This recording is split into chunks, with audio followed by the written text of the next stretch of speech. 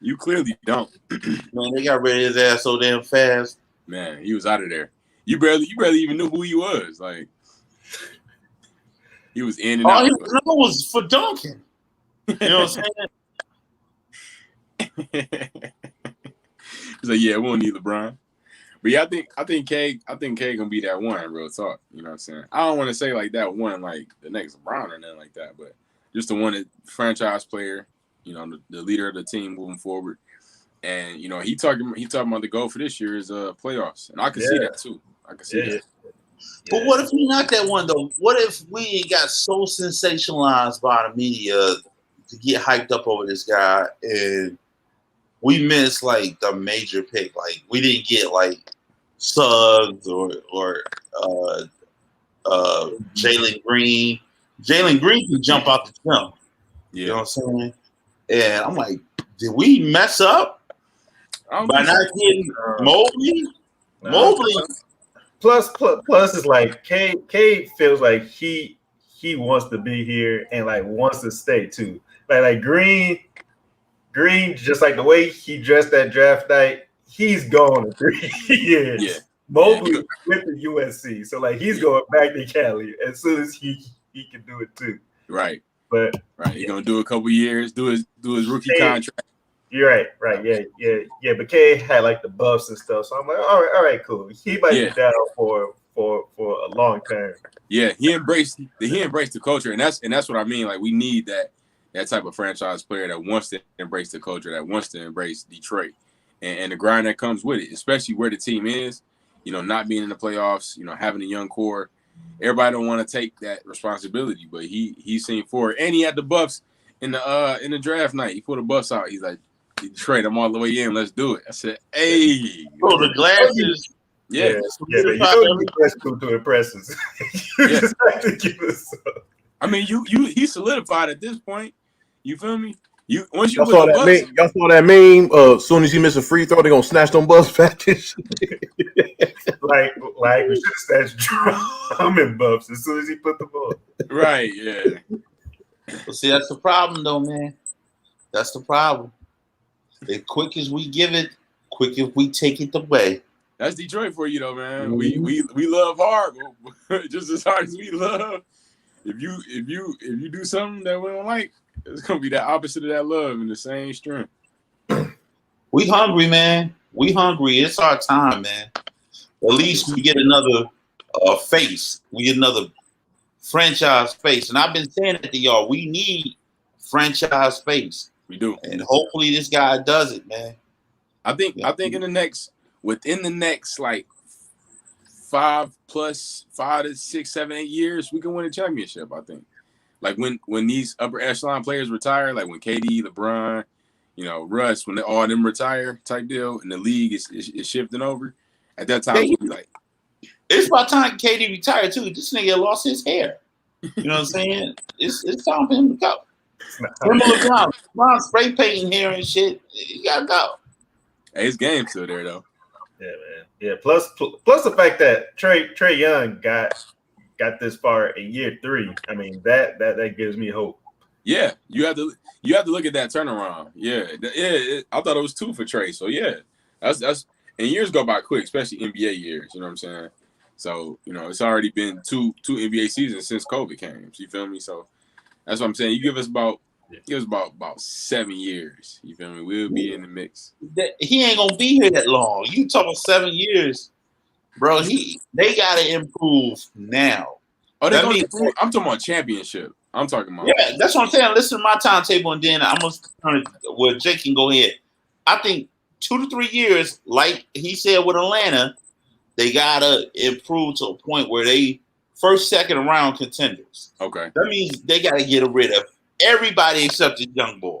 Right. Everybody gotta go. Everybody, y'all gotta go. You got a good core. We have a real good young core. Yes.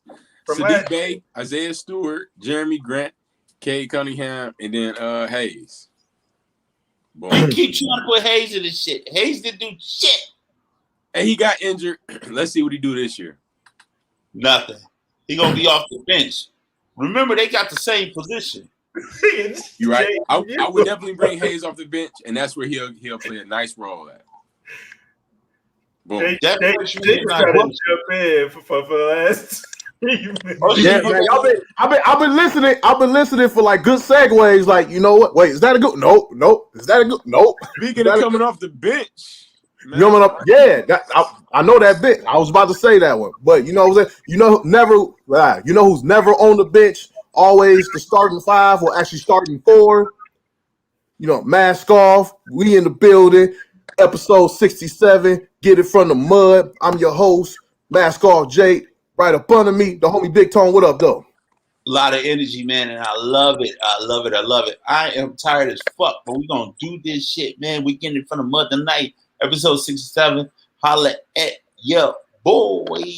For sure, bro. Right next to my homie Tone, it's the young bull. I said, wait, let me say that again. It sounded like I said a young bull. Young bull. It did. Sounded weird. My homie Malachi, what up, though? What up, though? I love the energy, Jake. I'm rocking with it. Let's get it. I'm in the building, you feel me?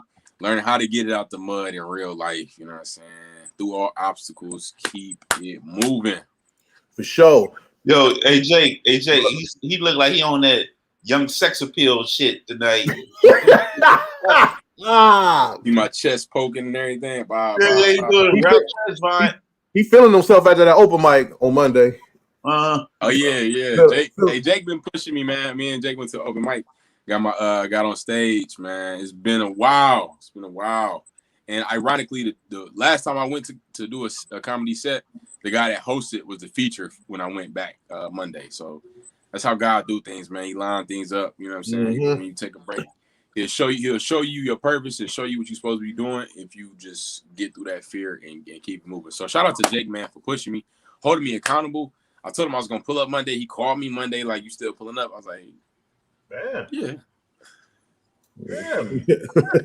Shout out to Jake, man. Jake, man, I want to give, man, Jake really been going hard with the open mics, and I was looking at that like, yo, this man is really in his bag. You feel me? He was like, man, I be hitting like 6 a week. I'm like, my boy, it's only 7 days in a week. How are you? You know what I'm saying? So yeah, they got something. The only reason I don't do 7 a week is because the ones that's on Saturday is the fucking Grand Rapids and shit. That's the only reason. But so there will be a 7-day grind, brother. But yeah, as soon as I find a Saturday one, it's 7 days. That's what he's saying. But shout out to 90s Knowledge Cafe and Highland Park. Shout out to them. Very fun spot. Shout out to T-Barb, the host of that open mic night on Mondays. Also, J Bell and Popcorn, two of the feature comics that night. It was a fun night. Shout out to them. Also, shout out to your boy Antoine Malachi. He pulled up. You know what I'm saying? Big salute for Antoine coming through. And I do want to kind of take this time to make a story about that. You mentioned them two being the featured comics. So I came in, like I said, this was the first time in like 2 years that I've been on stage. Hella nervous, you feel me? So this is just a quick little thing to just push through adversity. Because Jay called, said, you coming? I'm like, yeah. He called me back at like 4. He said, I can't go. I was like, oh, man. All these excuses started coming to my mind of how I should not go. End up still going. You know, Antoine came. Jake said he could come. He ended up, it's just a test. Everything was a test. Then she called in the comics. My name doesn't get called. I'm like, yo, what's up? I go up to her. She's like, we got 2 more comics and I'm going to get you up. Me not knowing, she come back to the table. She said, oh, we're going to put J Bell up and then we're going to bring you after that. And J Bell was the feature. And I was like, my face froze. I'm like, she was like, don't be scared. I was like, I ain't scared. I was nervous. So, but, you got to lock in those moments that come to you when the ball get passed your way, you got to take that shot, you know what I'm saying, and go for what you know. So I'm just grateful that I pushed through and I had fun. So thanks, Jake, man. I appreciate you. No problem, man. No problem. You know what I'm saying? We all here to push each other, But let's introduce the man with a plan, man of ones and twos, the producer, the El Presidente. Dan, what up, bro? Yeah, what's good?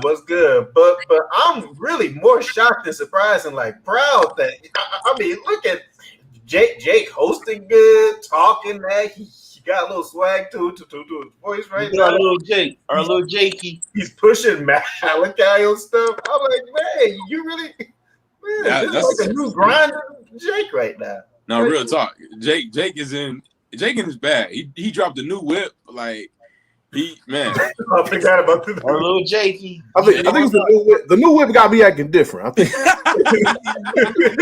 Fuck it. We dropping all these mics. Hey, I pulled up to the mic and I come around the corner and go to the door. As soon as I hit the corner, Jake hopped out the whip. I said, "Okay," and then he told me, "Man, what's this on my hood?" Yeah, you gonna try to floss? You go get out, and then you know how you wait till you get halfway to the place, you hit the button. Boop, boop. Jakey. Yeah, salute, Jake. Big salute, man. You out here, dog. Hey man, I'm trying, man. I'm trying. You I'm ain't doing trying. it. Take that out. I just said what you doing. You out. Yeah, you're right. See, I push him, now he pushing me back. He pushing me, get off that bullshit. Yeah, I'm doing it. Bro. Salute. But anyway, let's keep it moving to the motivational minute. Malachi, hit him with that. Yep. What it do, y'all? What it do? Today's motivational minute is about a good man leaving an inheritance for his children's children. Now, this is actually a proverb in the Bible, but you could take it if you're not a believer, whatever. It's still good wisdom. So, a good man works hard enough, has something stored up for his children's children, something that his children can glean upon, can get from. And this does not always mean money. This is not. I had to actually learn this myself. You know, there's a lot of things that my dad has left me, which my father is still here, but a lot of non-monetary things that my father has left me that are principles, they're tools, and they gems that are carrying on because he's passing it through the generation. So each generation should want to leave something for the next generation, and you really want to double it up by leaving something for your grandchildren. So boom, so your grandchildren can eat off your fruits as well. So at least start with your children, giving off what you can for your children, and do even more by giving what you can to your grandchildren. So that's what a good man does, is leave that inheritance. You know, leave some stuff stored up. It doesn't always have to be money, and you leave what you can in the money as well. So that's your motivational minute. Look out for your family. For sure, Malachi. Thanks for those infinite jewels you be dropping as usual. Come on, go ahead. I think what you just said is so dynamic, it's so powerful. Us as African American men, what we choose not to do is be essential in the lives of our children due to whatever may cause us not to be there, which also takes away from the fact that we lose our ancestral bound. You know what I mean? And what I mean by that is we do not have anything, whether it's knowledge, like you said, it don't have to be money, but we don't have a connection to our ancestral bound because we get so caught up in, you know, today's day and age is focused on the female, women empowerment, all that stuff. The way it used to be is the ancestors, we would go for them for knowledge, whether it's the mom or the father, the grandma, the grandfather. Us as African Americans, we have gotten so far away from taking on that lineage, that understanding of where we come from. Like we're in a position where we're lost. We're trying to find and focus on and grasp on certain cultures and things that everybody do, that we get caught up in losing who we are. I think the motivational minute you just said is very dynamic. Whether you thinking about things that you can pinpoint and make a family structure, whether it's a quilt, you know what I'm saying? Whether it's some baby shoes, maybe it's a favorite quote that everyone has, favorite traditions, you know what I'm saying? Those are things that you take on as family lineage that someone can grasp onto, that they can say, well, this is how we used to do it. This is how granddad used to do it. This is how grandma used to do it.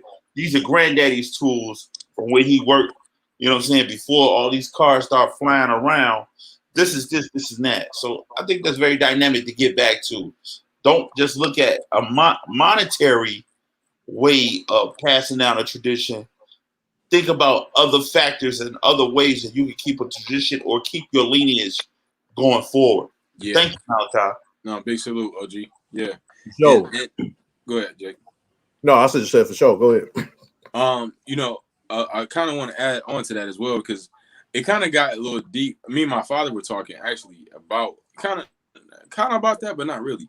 But my dad is a junior, but he didn't want to make, because I'm my dad's first son, and he didn't want to give me that name to make me the second because he wanted to he wanted to cut off the line from his father from me because it wasn't a good line. You know what I'm saying? Generationally, you know, his father wasn't. You know what I'm saying? So, and the same with my mom's father. You know, and both of my grandfathers passed away right before I was born. 2 years before I was born with my mom's dad, and then a year before I was born my father's dad. And my father waited a long time to have children. He was 39 when he had me. So just the fact of, you know, that lineage being broken, you know, we even didn't even had that connection with my grandfathers. And it's a spiritual thing because it almost didn't need to happen, you know, because my dad was able to give generationally what I needed to start that new line. And so my dad gave both myself and my brother pieces of him by giving us, he gave both our middle names are my father's first and middle name. So creating that new line, creating that new lineage, you know, it's important. And I appreciate my father's wisdom of intentionally cutting off that line so that he not continuing from his dad. I'm glad I'm not the third, you feel me? And it'd been okay if everybody's straight, but you know, you pretty much everybody's gonna be the same. You know what I'm saying? Especially when you do it like that. So switching it up generationally, man, I'm grateful for it. So yeah, man. So plus is like one thing that you talked about too is that you don't need to pass down something like you don't need to pass down like a thing. It could be traits or like not even like born with traits, but just like a mindset or just like this is how we do things here. So like you're a Jackson, so like you do things like this, right. which is constantly, which that skill is something that can compound like down the bloodline too. So it's just making sure that like you grow up with a sort of like with something with some type of skill, and not like a you know how to fix stuff, but that could be it too, where it's like each where like each like dad or group teach their son something, but it could be like this is how we do things, and this is how you should live your life. Right, the principles, Yeah. I just thought of Montel Jordan. This is how we do it when you said that, you know. This is how we do it. It's Friday night. I'm sorry. You said what? I like the keys on my truck. Oh shit! But thank you, Malachi, for that motivational minute, for them jewels. Let's hit the comments right now, man. Let's hit the comments. Yep. What we got, fellas? I got the Facebook chat open, popping. We got some popping good in here. Why this boy? I had it up.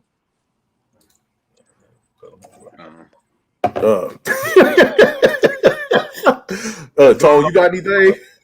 Yeah, we got to pop it. I don't know exactly what chat I'm in, but we got Graham in here. We got Tim David. We got Tom Schultz. Graham saying K has a size of athleticism. Don't get me wrong. I like Jalen Green. I like him too. He is lean, 6'5". K has that new NBA 6'7" size with wingspan. Tom Schultz. Tom on 10. Who was that? That was Graham Les. That was Graham Les with those. Shout out to Graham for the old breakdown there. With the Graham facts. The Graham facts. Tom Schultz, he's saying it's game time. He in the house. You know how you do. Tom also says, dang, Graham, this is going to be another episode with me blowing up Google search with who is that? He said he here to learn though. He also says Daniel on point with the shameless plug.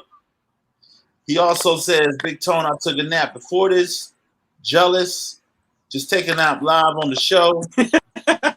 No, man. I'm not advocating for that. Make it harder, Tom. Don't encourage that. Right, because I ain't gonna say what I want to say. I'm gonna keep it. He said Nandy's. Woot Woot used to go there for poetry slams. 90s, yep. Shout out to Mama 90. Tim David, you're amazing, Malachi. Tim David, Jake is the encouraging friend. I respect that man so much. Man, they giving Jake mad love, man. They said Tom Show said Jake has a new ride. Melanie Faith, I don't remember her in the chat. New chatter. Melanie Faith. She said, "Tell your families good stories so it passed down." Tim say always telling stories to our youth is a good way to pass on things to kids. Absolutely. Melanie also say, just in one generation has to cut off the line. My grandparents were gone early. I don't know much about their story, but you're right. My mom beat me and I broke the cycle. Beautiful. Tom Schultz, one last one, said, Grand Facts. Make that a ticker. Grand Facts. Hey, shout out to everybody in the comments. We popping early tonight. Let's go, baby. Yeah, I want to shout out to Tom Schultz. I think Tom Schultz is the only other person besides my mom that's happy that I got a new car, because Tom worked on my last two cars. They both were buckets, and it got to a point when my Monte Carlo I had, Tom just stopped working on it. He was like, I don't want to work in your car no more, bro. Just get a new car. I don't want to deal with your car no more. I don't want you wasting more money getting it fixed no more. So yeah.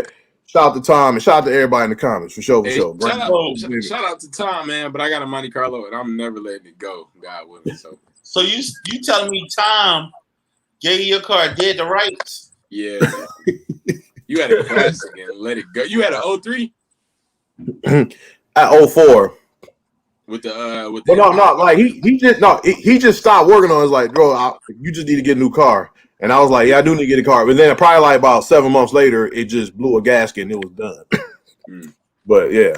I wanna speak on something that Melanie said in the chat about generations. She said, you gotta cut it off. And it usually happens in threes. Generations, generational curses usually happen in at least threes.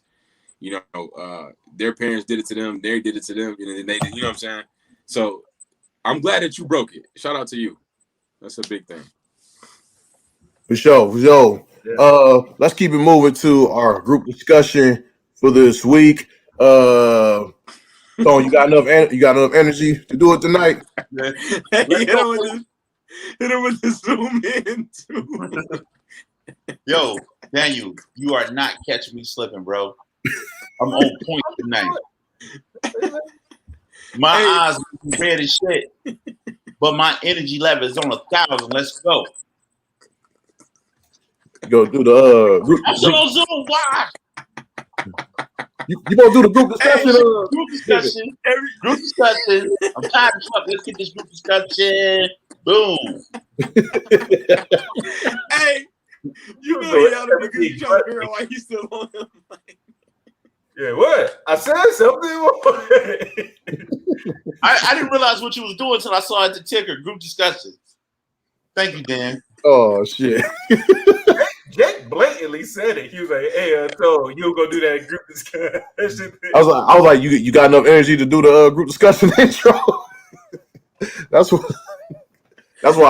Yeah. The one time I did not forget to shoot it to you. You forgot.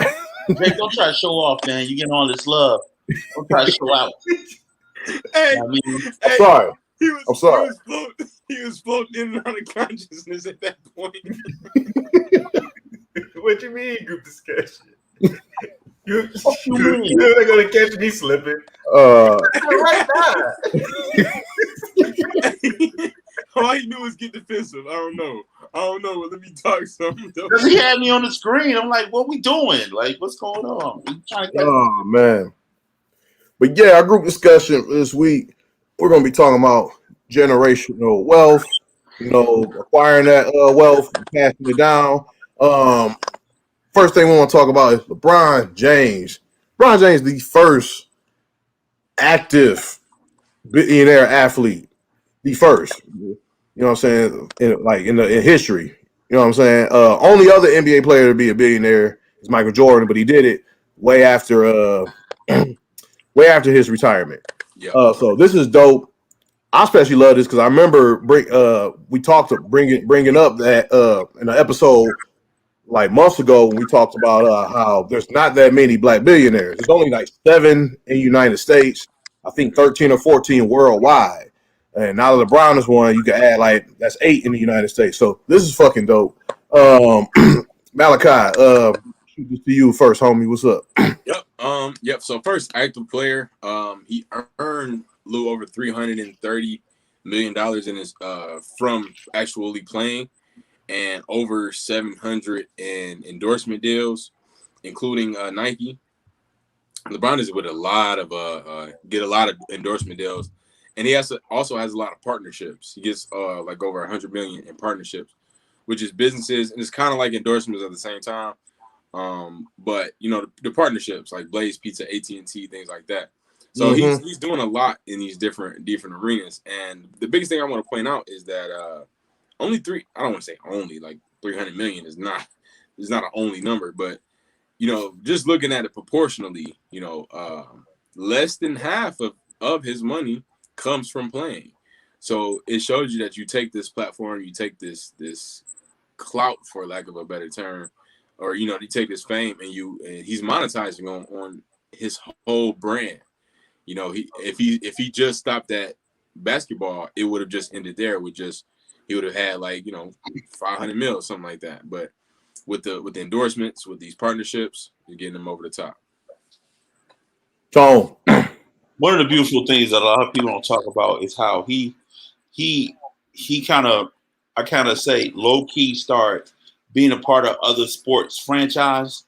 Like he became part of the football, soccer world. Soccer, yeah. You know what I mean? It became Liverpool. Mm-hmm. It became a stakeholder in that, a partial owner in that. You know, early while he was still with Cleveland. Mm-hmm. You know what I'm saying? So shout out to his team, Rich Paul, which is his homie.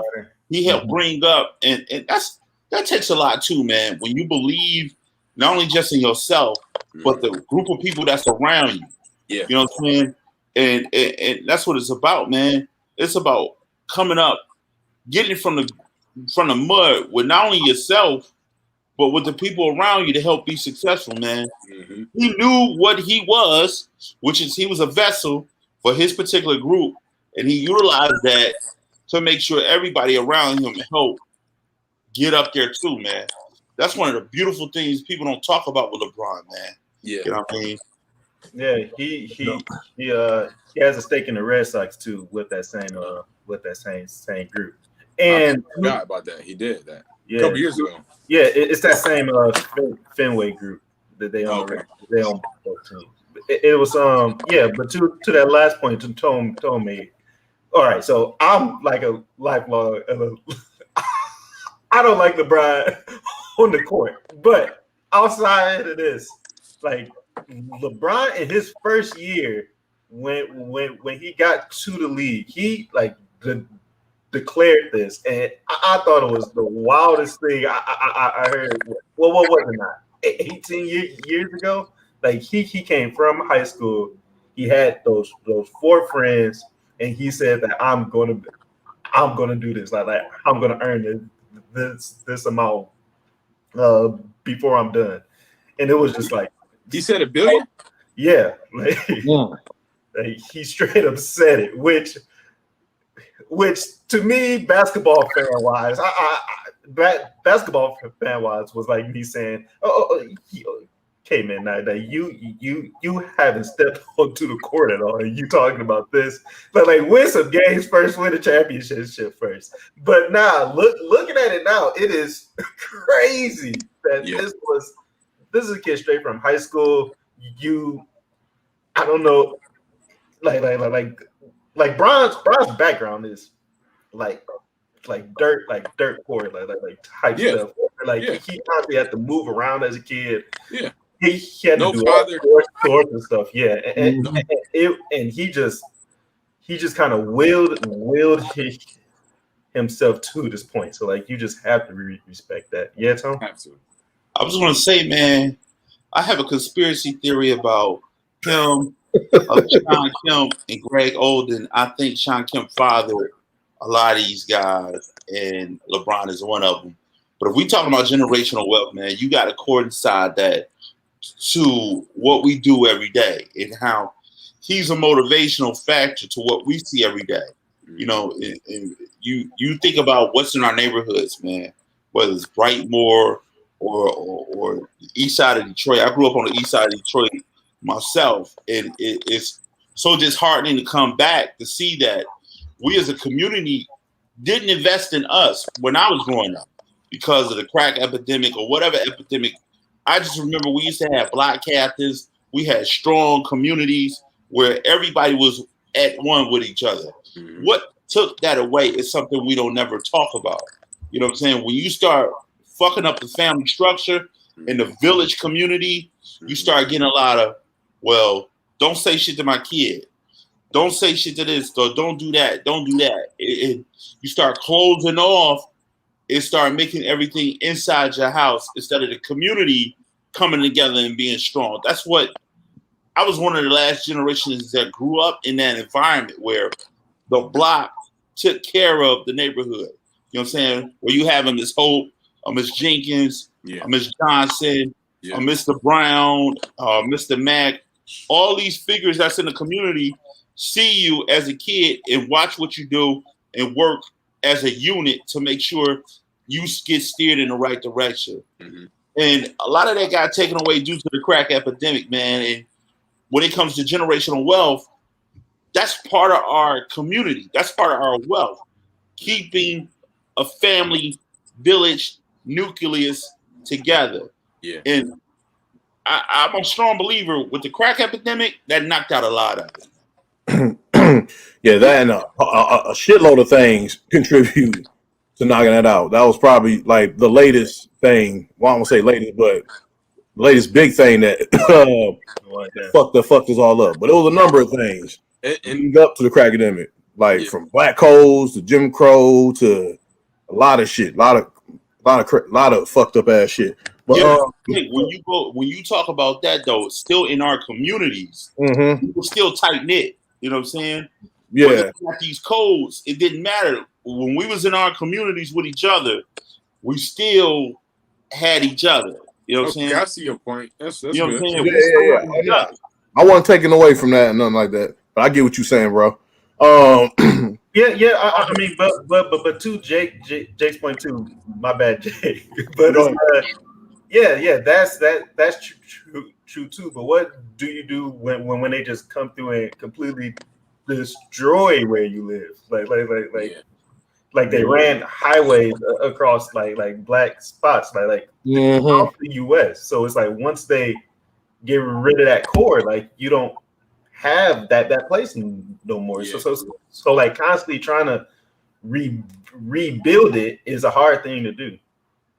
Yeah, it's so hard to do that nowadays. Like I said, after this last wave with the crack epidemic, we just can't, because we got into a point where is you worry about yours and I'm gonna worry about what's in mine.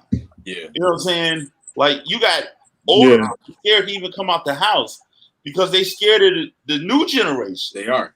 You know what I'm saying? So I mean, we lose a lot of that knowledge that you get from a community because it's not getting passed down the way it used to get passed down. It created a huge divide, like especially between the old school and new school, like everything. Like they just it did. And it's almost like we had harder obstacles to go through back then as far as keeping the family together. And but we kept a stronger glue. Now it's technically easier, even though it's some of the same obstacles or same principles of the obstacle, but we don't do it. You know what I'm saying? Like we're more free to keep each other held accountable and glued together, but we don't. You know what I'm saying? And social media has something to do with that as well. You know, and just like you said, OG, just people in the streets like, no, you ain't gonna touch my kid. You ain't gonna say nothing to my kid. You ain't gonna discipline my kid. You know. So I was like, okay, I won't. So one thing we want to talk about is the old way versus new way of making money. You know how younger people are getting it these days versus how the OGs back in the day used to get it. Talk about those things. Like OGs back in the day, they just hit the pavement and they just get a job and grind and work up from that way. Whereas now, like a lot of people in this generation are trying to just get it for themselves. They trying to like invest in themselves more, utilizing other things like social media or or like pretty much like social media or the internet or whatever. Tone, go ahead with that. What I've come to find out, like you growing up, and I'm 42, you know what I'm saying, and I'm probably the oldest on this show, but I'm not the oldest that maybe watch this show. It's older people that may watch this show and they understand where I'm coming from when I say this. I had got taught from my mom and her people. You get a job when you come of age. You have two choices. Either you get a job, you graduate from high school, get a job, or you go to the military. Those were your main two options. Or or you go to college. Those are the three main options. Go to college, get a job, or go to the military. Because they thinking about what type of money you'll get from that. You know what I'm saying? You'll get some type of GI Bill or whatever the case may be, some type of scholarship, or you know what I'm saying? And time goes on and I start noticing in life that, college isn't for everybody. You got this generation today with social media and they got different types of ways of making money. They just don't look at themselves as workers. You know what I'm saying? They have this freedom to be creative. And you can go on something like we're on right now, a platform, and create your own viewpoint and get a following and get likes and do whatever you want to do. You know what I'm saying? So there's a different dynamic when it comes to how money is made nowadays. And between the old school and the new school, it's a lack of respect. You know what I'm saying? Because the way they getting is, you don't know the struggle I went through. So there's a different type of respect when it comes to how to get money. So you sit in that room playing that game all day, you don't know this young man is he's known across seas. You know what I'm saying? He got like over 1 trillion followers. He making money in his bank account. You know what I'm saying? And there's a level of respect that isn't there because you don't go to work every day. Right. And that's the difference that I see when it comes to the old school and the new school. I can't respect you because your lazy ass is getting money a different kind of way than I know how to get it. You ain't really busting your ass. You ain't really getting no calluses and blisters on your hands and shit. You ain't doing right. Or maybe calluses from the joystick. I don't know. Anyway, Malachi, you want to add to that? I definitely like OG's point with the respect factor, and it's a respect factor, and it's also perspective. Because when you most older people are stuck in their ways. It's it just is what it is. So when you have somebody trying to teach you like what the way technology works, all I got to do is get on this app and boom, bam, bam, I make some money. And like, you ain't put my money in that app. You know what I'm saying? So it's like it's hard to connect and relate when you first don't even try to learn the principle of it. And it's like with the advancement of technology, new ways, you got Bitcoin, you got cryptocurrencies, Forex, trading, all these things, all you need is an app. Even content creators like YouTube, you know what I'm saying? They have other content creating apps that generate this revenue. Even music, you know what I'm saying? The music industry is different because anybody can get on because of the power of social media. So yeah, the respect isn't there because the perspective isn't locked in, and they're not open to even see it in a new light. Right. So you got some of these video game tournaments, they $1 million cash prize. You feel me? Even if the person isn't making millions, they're still, respectable amount of income that's coming in that can support a man. You feel me? Off these sites, these video games and all this. So I think the respect isn't there because the perspective isn't there. Just like for to add to the lack of respect point, like I've been doing for the last 3 months, I've been doing like Instacart, Uber Eats, and making pretty much like making a living like just like a regular job. and it is like a real job. But my mom, she constantly keep telling me like, you need to get a real job with a 401k or benefits or whatever, you know. And I'm like it is a real job. It is a real job. I could go out and make what I'll make in an 8 hour day in probably 5-6 hours if I just grind, you know. And it is a real job, and you can get like you can get benefits or whatever through that if you want, you know. But you know what I'm saying. But that it's just easier now. It's easier. Like I don't want to say easier, but it's like it's No, that's the right word. Not yeah, not easy. not just from like the tech side of it, which you all talked about, but Yeah. as, like black folks too. It's not as hard to like get Yeah, it's not hard. now. Like Systematically, it's not. Yeah. you're not completely as blackballed as you were before trying to Yeah, Right.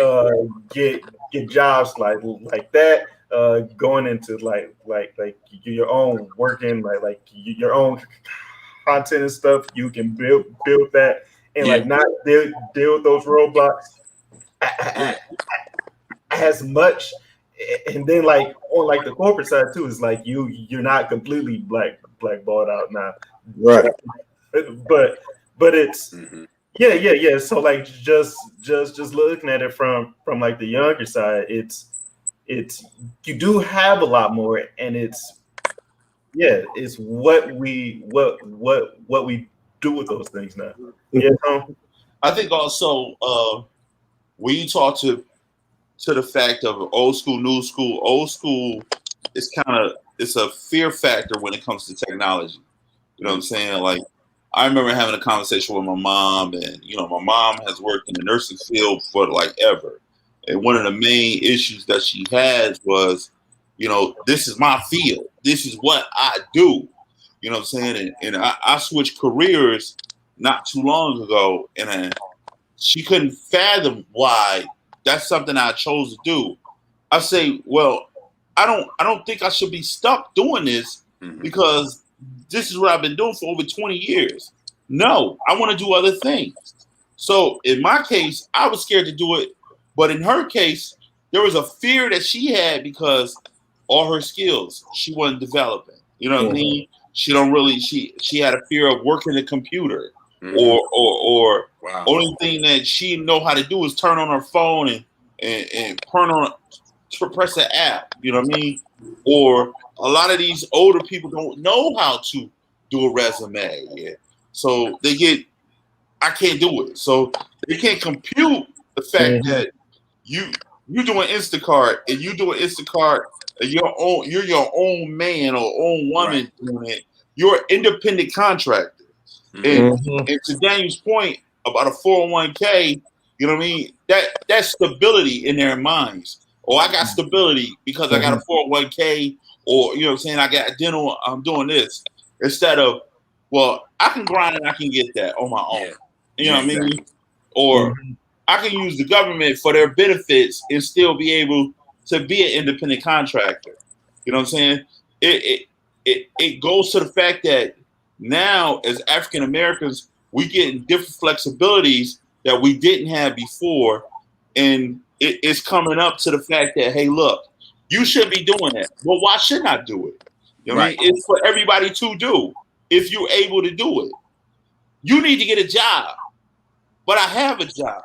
The only difference is it's not to what you perceive to be. That's a great point. Yeah. One more point too on this too is that as I've learned on both sides too. So I have like a full-time job, but then I still try to do like side things too. And my long-term goal is to finally get these side things to replace the job. And what I've learned is that you're just constantly doing the mindset you need to have, because you start to think that, oh yeah, no, this is not that hard. You got to do this, and this, and you're good.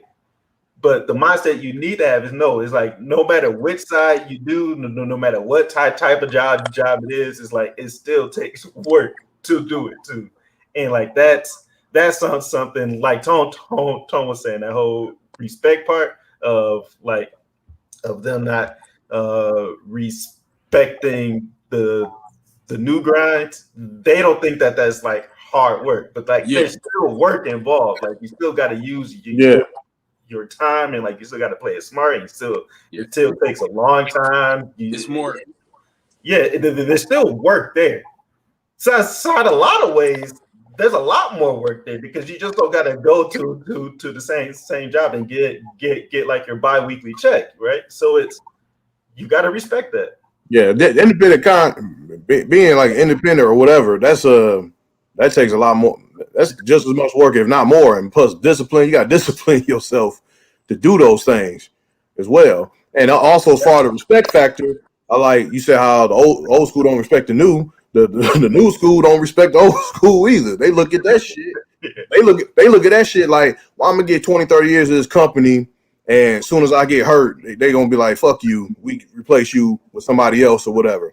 Like, why I'm gonna get 20, 30 years to a corporation that they when I'm just a stat to you, I'm just a number. When I was just a number to them, you know what I'm saying? They don't respect that old school way either because that's played out. And then like, ain't Social Security gonna run out or it's about to run out or whatever? Where the fuck? I don't know. But new school don't. There's lack of respect on both ends. Yeah. So, but let's I mean, we already talked about we touched on how blacks are about the how blacks been held back for generations. The wealth gap. We touched on that a little bit more. So what? So as you see on this chart, we have the America's racial wealth divide. And it's fucking nuts. This is ridiculous. This is crazy. But this chart it says 141,000 and wait, is that million? Yeah, Wait. that's a bad zero there. I don't know why. I don't know, man. 144,000 million. You know, it's not million. 44,000, 9,000. I was just about to say that 9,000. We all see why I ain't got no money. We see why. No, that ain't how money work. Gotta drop that comma back one time. Yeah, but it's pretty much showing what white households bring in versus what Hispanics and blacks bring in, and this is crazy. Which is why like building wealth, generating wealth is so much important in communities with people of color, the black community, especially the black community, because we have nothing to get, like we have nothing to give, like our offspring and our next generation. We don't have anything, you know what I'm saying? And that's go back to when Tone says how we lost the community and everything. Like it's got to start with us. It got to start with us making smarter decisions with our money. Also, coming back, learn to trust our brothers and sisters, trust one another again. You know what I'm saying? That whole saying of like takes a village to raise a child and everything. We got to embrace that again.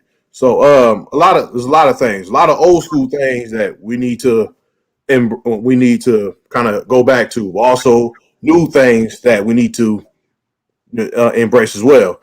Go ahead, Tom. I was going to say, man, one of the things that I find very peculiar is the fact that we allow everyone to profit off of us. You know what I'm saying? It doesn't matter what race you are. You could be Asian, you could be Arabic, you could be white.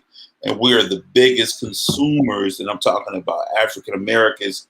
And the problem that we have nowadays is the fact that we are very third eye when it comes to looking at things from a perspective of, okay, this is a brother, he got a reputable business. Let me try to support him. You start looking at price and say, come on, man. They don't sell that like that at Walmart. You know what I mean? You got to think too, man. Like these people capitalize off us. You know what I'm saying? You go in the Chinese store selling you chicken wings. I ain't never heard no damn Chinese person fix chicken wings. You know what I'm saying? Fried chicken wings. Or you go into these local party stores, every piece of Arab people are frying pork chops, fish, and fucking chicken, and they don't eat none of that shit. You know what I'm saying? It makes me think like, yeah, they giving you what you want in your community to stay a consumer and to stay not to not to change the not only the generational gap or the wealth gap, because we allow them to do several things: come into our community and talk to us any kind of way, disrespect us any kind of way, give us old ass food. You know what I'm saying? Give us products in which it get handed down from somebody else. And I just believe there needs to be a better way that we look within each other and do something better for ourselves and our community. Word, Well man. said, OG. I think Well I said, think Tone. Thank you for that. Go ahead, Malachi. Sorry. yeah, very well said, OG. And I think at the same time, like you said, OG, your point to how we treat other black businesses. And when I went to that stand-up comedy event, T Bar posted it, and one of the first things she said when she was opening up, she was saying how we need to keep the dollar within our community. And black people we have over $1 trillion in spending power, and we don't keep it in our own community. We go out to Walmart, we go out to all these other stores when you could probably get everything you need locally by a black-owned business. You know, let them charge what you charge because you're gonna buy it anyway from the white people or from other companies. I should say. I don't want to just try to say white people, but the fact that we don't keep our dollars in our community, and the first little mess up they do, which T Bar mentioned also, she said you go to all these restaurants, they mess up your order, you go around, you complain, da da da da, but you going back next week to get another burger. But as soon as a black person mess up in business, it's down with everything. You know, we just throw it out the window off the first one. As soon as they raise the prices, it's I'm done. That's why I don't like black. Somebody got attitude. That's why I don't like black. When it be a bunch of Little Caesars, name any employee company, somebody's gonna cut you out, and it's not a reflection of that company. So you should do the same thing with these black businesses. You know, so we're not held to the same standard. We don't keep our dollars within our community. And that's an issue. That's a major issue. If I get $1, I should be handing it and recycling it through our community. And that's one of our biggest downfalls, why we can't get over the hump, as well as systematically, like that chart that Daniel pulled up. That shows the disparity right there. You know, that's 10 times as more wealthy than us. You know, off statistics. So of course it's gonna be harder. Yeah. Just to both of those points. Your first one is like this tying it back to what we were talking about at the start of this. It's like those are like the type of principles and the type of traits and the type of things that you can pass down, like who to shop with and who you want, and respecting your like your communities, like wealth, and trying to help out your the folks that you live with. So like those are like those type of traits that you can pass down and slowly grow it. But yeah, with this divide here, like see now there's so much that we can do. So like I know like Jake has his saying that he's gonna have to say here again, but we can fix this some, but like this wealth gap and just the way that compounding and math works is like you can't just catch that up through like your own hard work there. So they're gonna have to run that check, right, Jake? Yeah. and to that point, you know, motherfucking money. And I said this before on the show, but you know, I'm gonna say it again. I didn't really see reparations was an afterthought to me. I'm like, you know, we got to get it ourselves. But when I look at stats like this, when I look at, you know, the true issue of how this country was built, which was us, and our cheap labor, you feel me? And this it leads to this. It leads to that type of disparity in the future. So we are the fruit of that labor, which is being 10 times as poor, you feel me, or they're 10 times more wealthy than us. So there needs to run that check. Let's even this out. Let's even out the playing field just a little bit, because what there's really not enough money they can hand out to make it even. It's not. Yeah, So no. You need both, but you both, yeah. You need to do that too. Yeah, you need to run us a check, give us our motherfucking money. One more thing before we hit the comments. One great reason is like when I did my segment I do for the culture, and I bring up these like black businesses and like some of these black clothing lines or whatever. You know what I'm saying? I ain't trying to bring up no bullshit, but it's like I said, like to spend money with us. We like give money back to the community, give money to us. Like Dan said, like we need every little bit helps. We need the check, but we also need to spend more wisely. Give money back to the black dollar. Stop giving money to Gucci and Louis Vuitton and shit. And like buy some, like, you know what I'm saying? Support Wear a D up. Support Cross Color. They got a dope line. Support some other black businesses in the city. You know what I'm saying? Like give like spend your black dollars on black businesses. You know what I'm saying? So yeah. But that does it for the group discussion for this week. Let's hit the comments, guys. Malachi, you got anything? Yep. I got Tom Schultz is in the building. He said, speaking to Malachi was talking about with passion down wealth and Big Tone about community. Having community to help pass down knowledge about things is important. It's like what the heck is a Roth IRA, 401k, or pension? Exactly. What is that? Melanie Faith said, I'm disabled and can't survive on Social Security. Peace and love. Of things that we need. Things that we need to restore. Oh, peace and love. Right, exactly. He said, Tim Davis said, was Kip Fowler sponsoring it? I don't know who that is.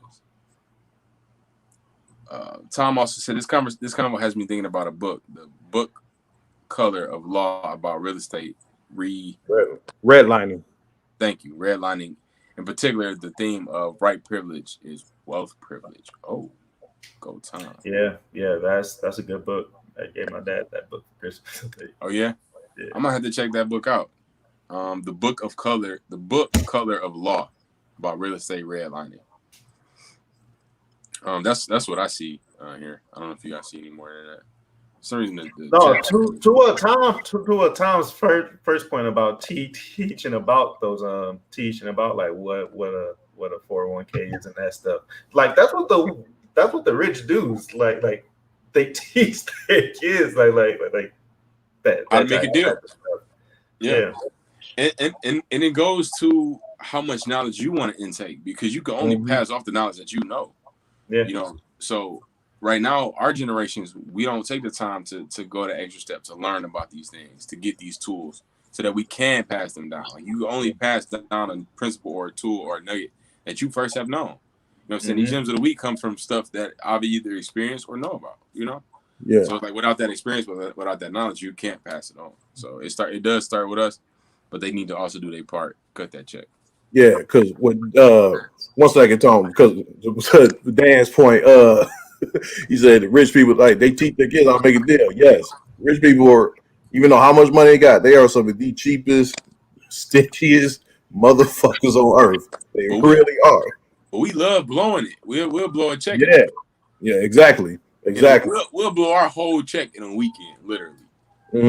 Like people on some bullshit too. Buy a pair of shoes, hit the club, spend $200 at the club, go to breakfast, just balling out. Knowing that rent's due the next week. Go ahead, Tom. I was going to speak to that point, man. Like we as a people, man, we displace our value on what's important. You know what I'm saying? When you get a check, you should be stacking from that check into your own bankroll. You know what I'm saying? Your own stash to the side. And we get struggle and living check to check. You know what I'm saying? Once we pay this bill, that bill, fuck it, I'm gonna go splurge on this. I'm gonna splurge on that. And then you back to living from check to check. You know what I'm saying? So there has to be a point where we're teaching more in our homes about how money works. Mhm. And we gotta understand something. Money don't work in the sense of it work for us. It should work as a collective, as a group. You know what I'm saying? That goes back to, as Jake was saying, if you give black, you receive black. You know what I'm saying? That's how a lot of these ethnic groups they make it, because they understand the value in sticking together. You know what I'm saying? When someone comes over from cross seas, whether they Dominican, Haitian, Puerto Rican, European, they group together with one common cause. Let's get this money and let's prosper. You know what I'm saying? That's not our standpoint. You know what I'm saying? We look, let's get this money, let's trick this money out, let's go to the strip club, let's do whatever, and then let's go to work. Yeah. You're essentially working for somebody else. Right. Put your money back into the community, and we'll say, fuck that shit, man. We'll say fuck that shit real quick. We will. Knowing that, come on, man, this is saying we get stagnant. Hey, Archie in the building. What up, though? Archie. What's up, John Core? What's up? How you doing, my brother? What's going on, bro? One more thing before we get out of here. I couldn't, you know what I'm saying? I had to say a little bit of bullshit because, I'm always down for bullshit. You know what I'm saying? You feel me? No, but seriously, one of my, you know what I'm saying? One of my favorite rappers, Cameron, he had this line that kind of stuck with me. First and foremost, shout out to the Locks and Dipset. They versus is Tuesday. You know what I'm saying? Dipset all day. You feel me? Shout out to the Locks too. But Cameron had his line said, ain't nobody gonna pay you like you pay yourself. Ain't nobody gonna pay you like you pay yourself. Always remember, when you get that check, I know you got bills, you got responsibilities, but when you get that check, remember to pay yourself. It don't matter how much. Just pay yourself. Put something away. It don't matter if it's $1, $2, $5. It don't matter how much it is. Make sure you pay yourself. Put it away. Do something. You feel me? And yes. So I just want to point out more than 5 in before we go. I just want to point out how commercial Jake is, bro. Like I want to point out how much bullshit. I want to know how much bullshit Tone is talking right now. So that's the real commercial guy right there. I heard the bullshit and I'm half asleep. In a battle between the Locks and Dipset, you choosing Dipset, dude? Yeah, it's really a hard choice. I love both of them groups. Actually, Jadakiss and Styles. Don't swing the pendulum now. Don't swing it now. Hey, I am a Dipset fan. Yeah. Dipset Bird Gang. I listen to them more than I listen to Locks, but I do love the Locks. It's very hard, bro. But I don't know, man. Locks got a lot of classics. They do. But I'm Dipset all day. Fuck it. Fuck you, Tone. I ain't commercial. Fuck out of here with that bullshit. Yes, that does it for episode 67. Get it from the mud. Any other bullshit you want to say about me, Tone? Double fucks you. Yeah. I just want to leave on a note of getting from the mud. It can be mean so many different variables, man. But mainly, when it comes to this episode, what we want to take from it is we have to do better, whether it's community-based, whether it's faith-based, whatever it is. We have to think it for what our future looks like if we don't invest in, number one, in our children, whether we invest in them or for them. We got to do better as a people. Let's get it. Yep. For sure. Malachi? Yep, getting out the mud, man. Great episode. Great discussions in the chat. I love y'all. I appreciate everybody. I want to give a quick shout out to my boy Antoine, my brother. He has a premiere August 6th at the Bel Air Theater. Tickets are $40. This movie is called Narc, man. This trailer is crazy. I'm so proud of him. It's gonna be a great film. Directed by BZ Jones out here in Detroit. Man, the emotional range that he displayed on this film, man, is incredible. To see him really grow in this arena. You know, I've really watched him blow up in this arena here. So salute to him. I'm gonna be locked in on that premiere, man. So if y'all can pull up, see y'all next week. Dan. Yeah, man. Just stay on your grind. Keep the work up, and let's get it. See y'all next week. Episode 67, mask off. We out. Got it out the mud. Ugh.